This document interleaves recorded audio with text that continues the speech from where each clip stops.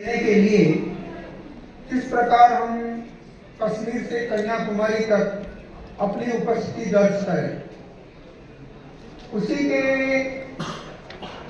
संबंध में यात्राएं शुरू हुई। प्रथम यात्रा हमारे लोग नहीं राज्य हुए हैं बॉम्बे से। मोहन, मेरी आवाज आ रही है? पीछे तक ऊपर आ रही है? मोहन मुनानी साहब बॉम्बे से, उन्होंने पहली मीटिंग हमारी आयोजित की और नागपुर के जितने भी जिला अध्यक्ष थे उन सबको बॉम्बे में आमंत्रित किया गया। एक बहुत ही बढ़िया और ऐसे समझ लीजिए कि सारगर्भित मीटिंग वहाँ हुई। उसके बाद में हमारे महाराष्ट्र की 5 एसोसिएशन, जिनमें से एक हमारे ग्रोमा के भानुशाली जी बैठे हुए हैं, परंतु सर्द मारू जी को हम नमन करते हैं और उन्हें याद करते हैं कि उन समय वो हमें छोड़ गए हैं और उस समय वो काफ़ी एक्टिव थे। उसके अलावा ललित जी थे चैम्बर ऑफ कॉमर्स के, जितेंद्र भाई थे अपने फेडरेशन के, और इसी तरह से एक बढ़िया विशाल जिसके 5000 आदमी उस मीटिंग में मौजूद थे। वहाँ के फूड मिनिस्टर आए हुए थे और हमारे सिंघवी जी जो व्यापारी कल्याण बोर्ड के अध्यक्ष थे वो भी वहाँ मौजूद थे। एक बहुत ही बढ़िया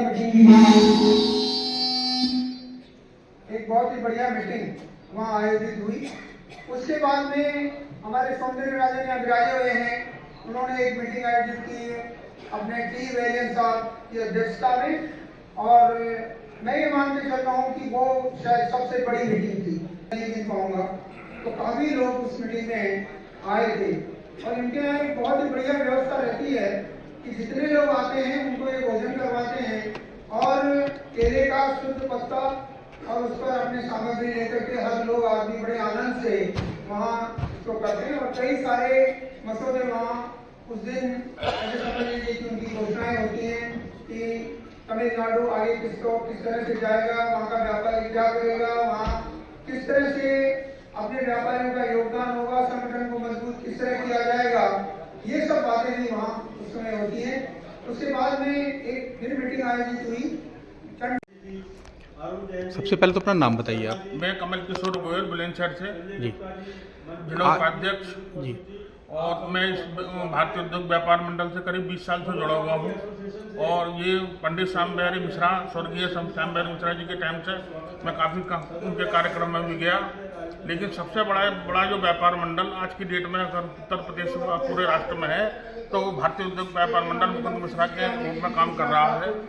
इसमें व्यापारी सम्मेलन बरेली में हुआ, जगन्नाथपुरी में हुआ, सब जगह पूरे देश में कहीं ना कहीं कार्यक्रम होते रहते हैं।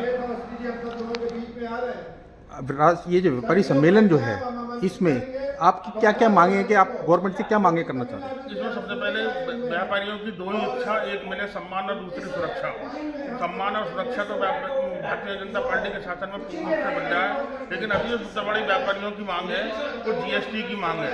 जीएसटी में सरलीकरण और एक व्यापारियों के लिए कुछ, जैसे व्यापारियों को मान लो कभी दुर्घटना हो जाती है, कभी उसका नुकसान हो जाता है, तो एक व्यापारियों का बीमा की मांग सबसे ज़्यादा उठी हुई है। दूसरा जो सबसे ज़्यादा व्यापारियों के लिए हुआ है, जैसे और वर्गों में मुआवजा मिलता है या उनका कोई बीमा होता है, तो सबसे बड़ी मांग व्यापारियों के लिए बीमा वगैरह की मांग उठ रही है।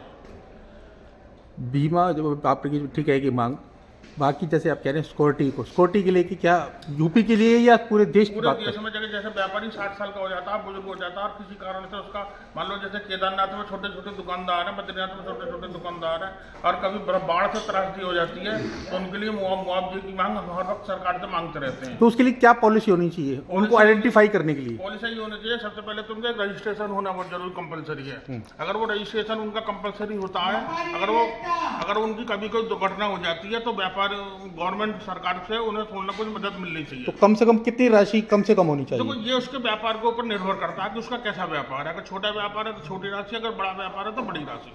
उसमें हम सरकार से कुछ नहीं कर सकते। मान लो अगर किसी को कोई ठेले वाला है तो उसमें हम 10 लाख रुपए की डिमांड तो ना कर देंगे। तो इसलिए छोटा व्यापारी हो चाहे बड़ा व्यापारी हो, उसे पूर्ण रूप से सहायता सरकार की तरफ से मिलनी चाहिए।